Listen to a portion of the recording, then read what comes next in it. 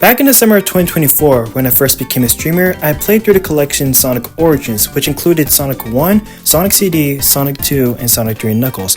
Flash forward a bit, I made a poll that asked you guys which Sonic game you wanted me to cover the most, and most of you guys chose Sonic 3 and Knuckles over the others. I got to work on it while I was in college, however, with college life and Smash taking a lot of my time, and the video taking way too long to complete, I decided to shelve it for the time being and continue it when I had more time in my life. And now that the year is out and I'm on vacation, I thought that would be a good time to actually finish what I started. So let's talk about Sonic 3 and Knuckles a bit. It's one of my favorite Sonic games of all time and definitely my favorite classic game, mainly because of its level design, the story, the music, and the whole lore surrounding its release. But what made the game so great in the first place? Why would I consider it a classic of all time? Well, let's find out. But before we begin, hey, what's up guys, this is Majin Blue and you're watching Majin Talks, a video series about topics I like. I can't stress this enough. Thank you guys so much for the support over the past year, and I'm really glad to be in the position that I am now. I really enjoy making these projects, and I truly hope that you guys enjoy the video. So, without further ado, let's begin.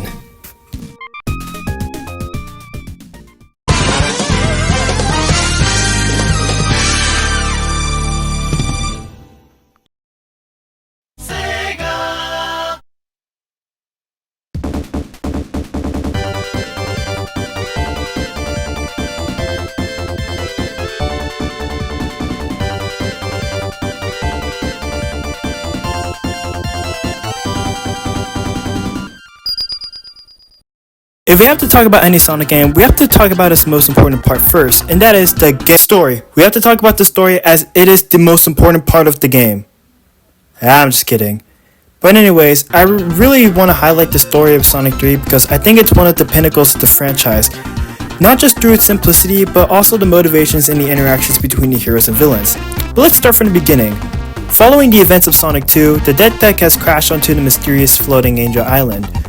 After the crash, Eggman wallows in his defeat until he spots an ancient gem known as the Master Emerald, a powerful artifact that has the ability to neutralize the power of the Chaos Emeralds as explained later in the franchise. After deciding to use it for his evil purposes, Eggman then gets caught by Knuckles the Echidna. Tougher than leather, strong, and independent, Knuckles doesn't trust Eggman until he convinces him that he is not the enemy, and instead Sonic and Tails are the one who are coming after him in the Master Emerald, when in reality Sonic and Tails are only there to stop Eggman from fulfilling his goal to create Eggman Land. Knuckles, despite not trusting Eggman initially, decides to form an alliance with him to stop Sonic and Tails from reaching the Master Emerald, while Eggman is secretly plotting behind Knuckles' back to take the Master Emerald for himself and complete his goals. A little while later, Sonic and Tails manage to reach Angel Island, with Sonic transforming into his super state to make sure that Eggman is stopped at all costs, only to be intercepted by Knuckles himself. Rather than flexing his muscles, he decides to chuckle and steal the Master Emeralds from Sonic and Tails, forcing them to collect them once again in order to stop Eggman. Now, you and I both know that this is as much as Sonic as you can get in a Sonic story, but you got to appreciate the effort that Sonic team made to incorporate the story into the gameplay itself. As you progress through the story, Sonic and Tails will be met by Knuckles on multiple occasions. A lot more in the Sonic 3 half than the Sonic and Knuckles half, but you get the idea. He's always there to foil Sonic and Tails' plan no matter how much they progress, and he tries to do it in order to get rid of them entirely or to slow down their progress by making them take alternative pathways. Take Hydrocity for example. They're almost at the end of the level, and rather than having to go through a straight path, Knuckles just sends them below to try to drown them, but they only meet up Eggman instead. Although I'm pretty sure that was the intention to begin with, but who cares? Another important thing to highlight is the mini-bosses. You really never had mini-bosses in Sonic games, but Sonic 3 was the first one to introduce them. They simply act as foils to Sonic and Tails, being weaker than Eggman's main mechs in Act 2, but also being enough of a challenge for Sonic and Tails to stop their progress just a little bit before progressing to the second act. It acts as a foil for Sonic and Tails, constantly reminding them that Eggman and Knuckles are actively trying to prevent them from making progress and stopping Eggman from rebuilding the death deck. By actively showing the interactions between the heroes and the villains, it adds to the intensity of the story and makes it a much more complete experience for the players, especially when you get to Knuckles' story afterwards.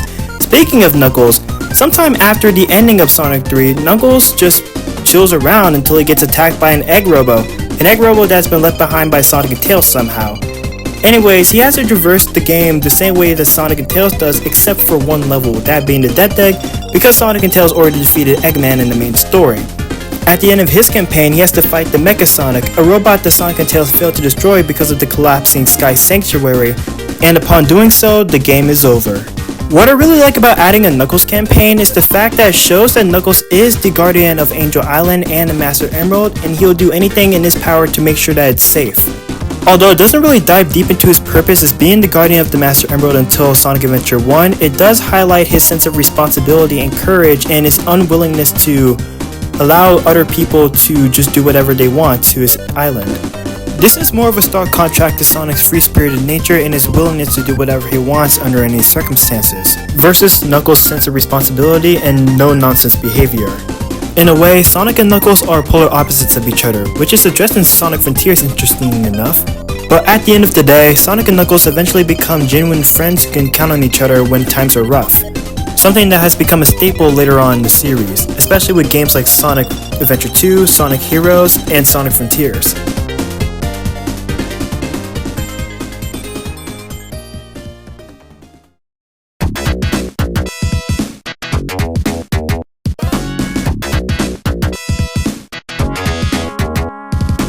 The game design of a Sonic game is defined by three things. 1. How you earn your speed. 2. The platforming. And 3. Each character's unique skill sets and abilities that separate themselves from the other. Let's start off with each character's abilities, as that's the easiest part that we can cover right now. Starting off with the shared traits of each character, Sonic, Tails, and Knuckles can all spin dash, an ability that allows every character to achieve their top speeds by curling to a ball and then revving up before releasing. Sonic has the fastest speed in the game, and in terms of jump height, Tails has the highest, with Knuckles having the lowest. Tails also has the ability to fly temporarily using his two tails, while Knuckles has the ability to glide through the air. If you're playing as Sonic and Tails, Tails has the ability to also carry Sonic for an even shorter period of time than when he's by himself. And as Knuckles, if you hit a wall while gliding, you're able to stick to the wall and climb up and down.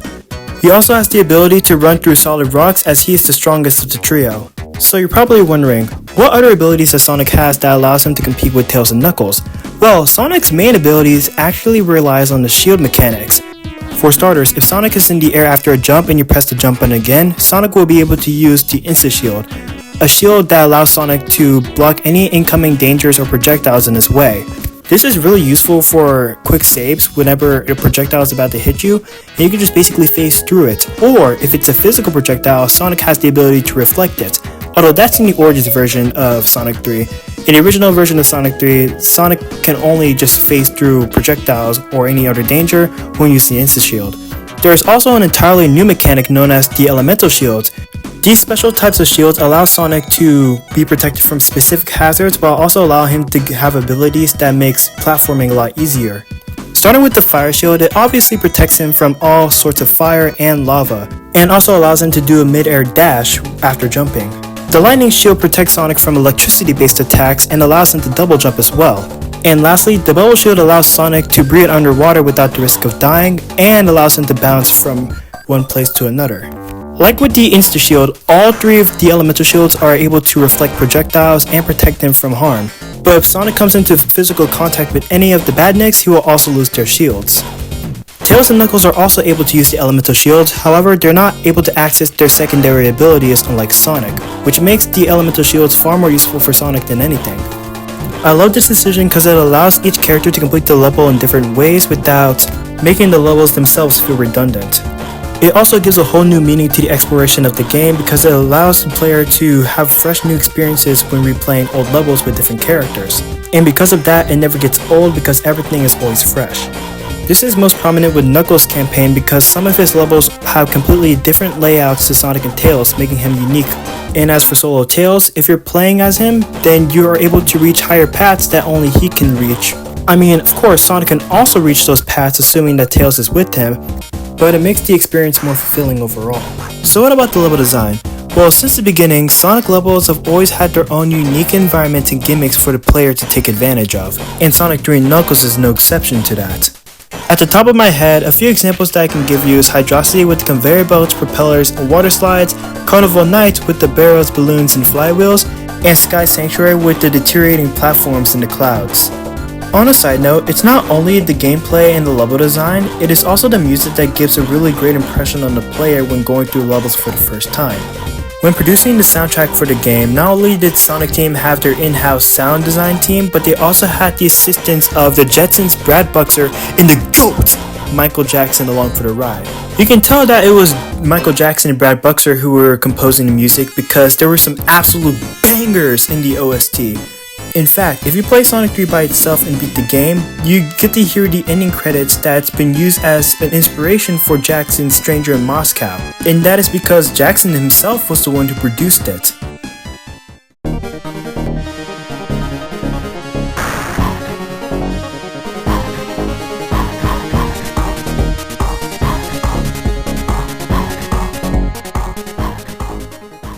Unfortunately, due to the legal issues regarding the copyrights and royalties of the music, Sega and Sonic Team are no longer allowed to use Michael Jackson's and Brad Buxer's music for the game, and instead they have to rely on the prototype music that they made before releasing the game originally. Those tracks happen to be the unused music from Sonic 3 and Knuckles' 1993 prototype, which was then used in the 1996 Sonic and Knuckles collection. For Sonic Origins, Jun Sonoe redid the instrumentals for the new tracks, and I'm just gonna be honest with you, they are atrocious. At least in my opinion. Like, take a listen, this is the Sonic Origins version versus the original prototypes.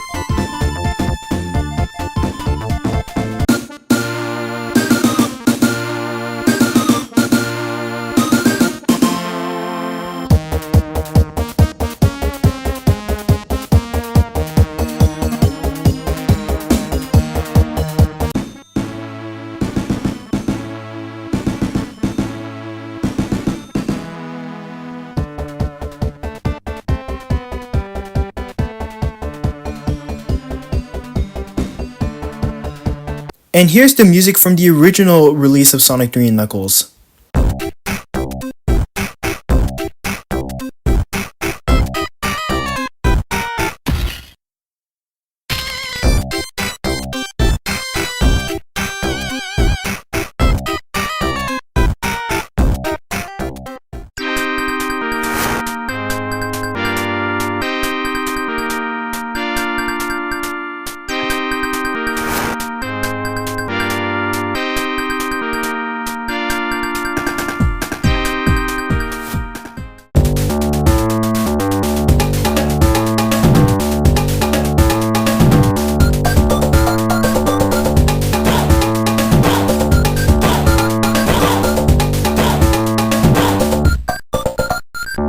Sonoe also created a Sonic 3 and Knuckles Supersonic theme for the remaster, however, no one likes it either.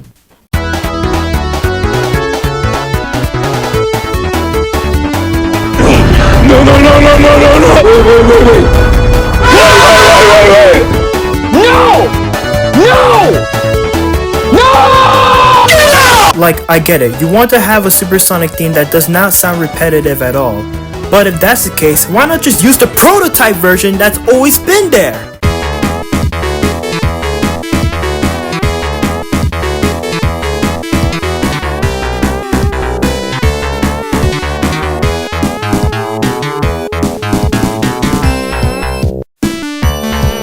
Listen, all I'm saying is that if he decided to use the original 1993 prototypes instead, no one would be complaining. But it is what it is.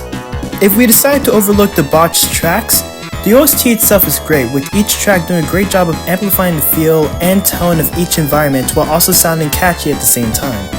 Now back to the level design itself, what I really appreciate is the fact that in each zone, they tend to prioritize the elemental shield that you need the most, so that way avoiding hazards is a lot easier for you.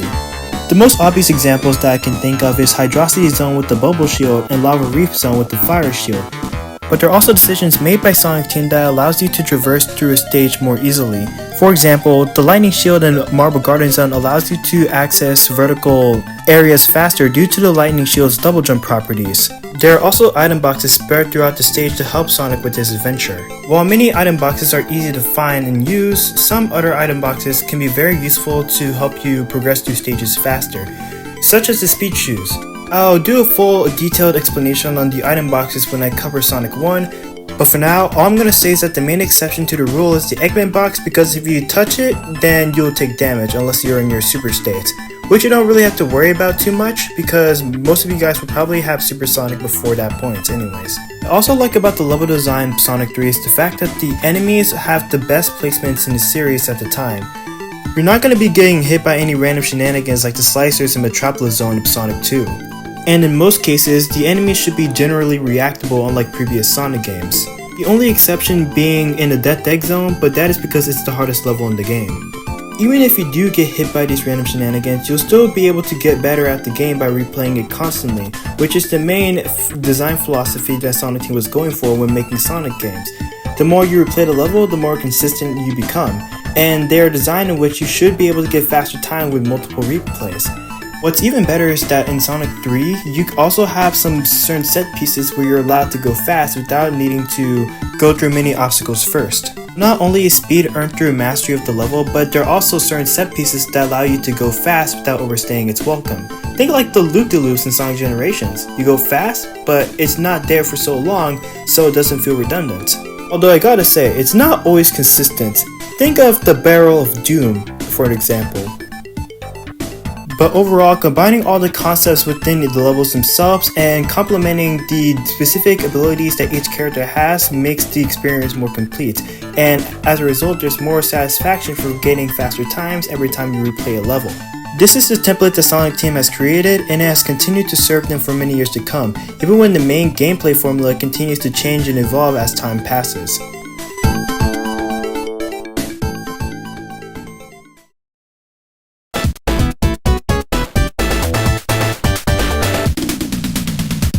There are a few things that I forgot to mention before going to this section, so let me take care of them real quick. First of all, the bonus stages. There are 3 of them, one of them being the slot machine, which requires 20 to 34 rings, the glowing spear stage, which requires 35 to 49 rings, and a gumball machine, which requires 50 or more rings, and allows you to gain any collectibles that you would find in an item box on a normal stage. However, the slot machine is the only exception because it only allows you to gain or lose rings because, well, it's a slot machine. How do you enter them? Well, you go to a start post with any number of those rings, and then you wait till the teleporter fully appears and jump in. Now, the multiplayer. You just get to race with another player in one of 5 dedicated stages that you won't see in normal gameplay. Nothing much to say other than the fact that they're cool little family fun races. And lastly, debug mode, which basically allows you to play the game in ways not intended in normal gameplay. To use debug mode and other cheats, all you need to do is go to the title screen and press up, up, up, down, down, down, left, right, and from there you're able to enter the sound test. I'm too lazy to talk about all the cheats in specific detail, so I'm leaving a link to a YouTube video that does it for me in the description. But here are all the cool ones that I found. In the original Sonic 3, the process was way more complicated, so if you want to learn about it, I suggest going to A+ Darts video on Sonic 3 glitches. However, the changes to the process in Sonic Origins is such a warm welcome.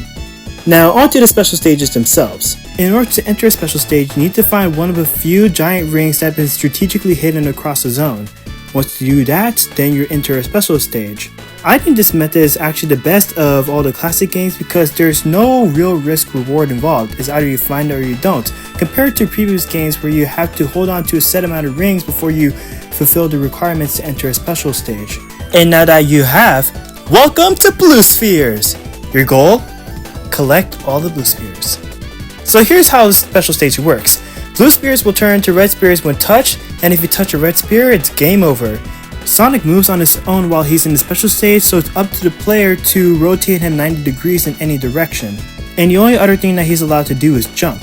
As time passes, the game slowly gets faster and faster, which urges you to get all the blue spheres as quickly as possible. And a way to do that is by collecting all the blue spheres around the edges of a set of blue spheres, and doing that will turn all the blue spheres into rings. And if you collect all the rings while in the special stage, you get a perfect, which equates to a 50,000 point bonus and a guaranteed extra life. And once you collect all the blue spheres, you earn a Chaos Emerald. Find the giant rings, collect the emeralds, and your character is rewarded with their own super state. While the character is in their super state, they are faster and invincible with the exception of drowning, getting crushed, or falling into a bottomless pit. Unfortunately for Tails, he's not able to fly any longer than if he was in his normal state, so yeah, he only gets the buffs for speed and strength. The cost of being in one super form is that you drain 1 ring per second, and if you lose all your rings, you revert back to your normal states. However, you're still able to collect all the elemental shields, but you're not able to use their secondary abilities, even Sonic. And if you touch a giant ring while you've already collected all 7 Chaos Emeralds, you're granted 50 rings instead of the ability to go to a special stage, which automatically allows you to transform to Super Sonic whenever you want, or Super Tails, or Super Knuckles. You guys get the idea. But wait, there's more. Halfway into the game in Mushroom Hill Zone, Sonic and Tails will find Knuckles snooping around a hidden area before leaving. If you decide to explore the hidden area, which, let's be honest, most of you guys will do, then you will find a Super Ring, a special giant ring that will transport you into Hidden Palace Zone and take your emeralds from you, turning them into the Super Emeralds. If you don't have all the Chaos Emeralds, or if you collected none by the time you've entered, then you'll be able to exit the stage and come back once you obtained all 7 Chaos Emeralds. And the ones that you did collect will transform into their Super Emerald forms, depowered until you complete your special stage and restore its energy. Now what would happen if you collected all the Super Emeralds? Well, oh boy. Collecting all the Super Emeralds will grant Sonic and Co the ability to transform into their Hyper States, which is basically their super form with additional abilities, plus the ability to never drown. Hyper Sonic will have the ability to do a Hyper Flash, which is basically a double jump into a specific direction and killing every enemy on screen. Knuckles has the similar ability except with his glide. If you glide a certain distance and gain enough speed, the moment you crash into a wall, it kills all enemies on screen. And Tails, oh my god, Tails. Tails gets a bunch of superpowered flickies that basically kills all enemies on sight. Awesome, right?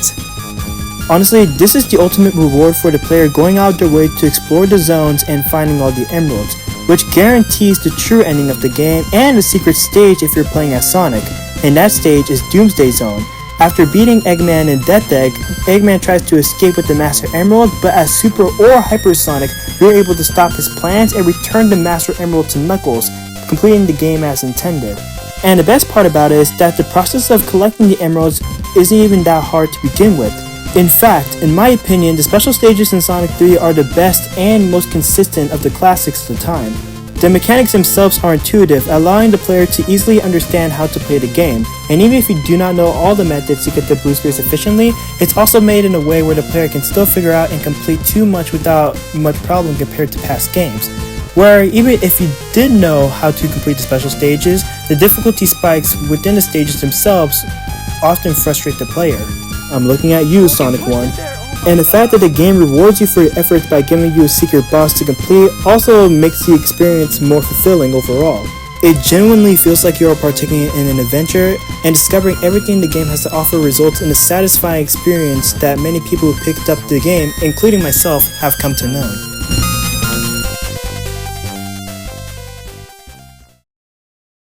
You guys already know by now, but I think that Sonic 3 is a really great game.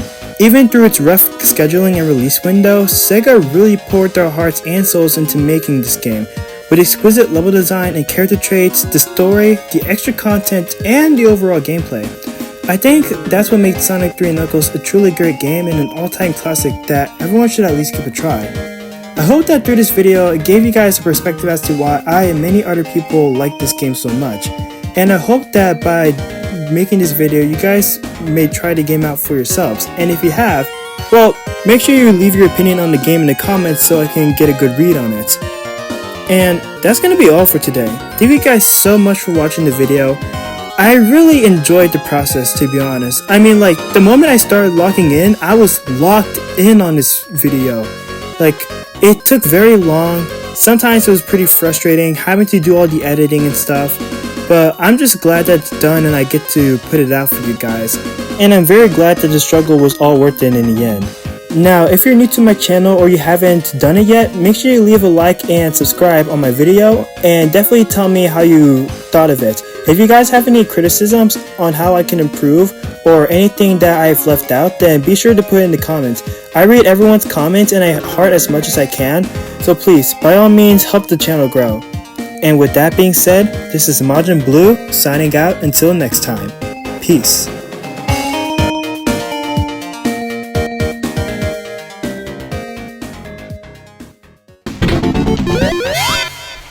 What the? Wait, what? Oh? What?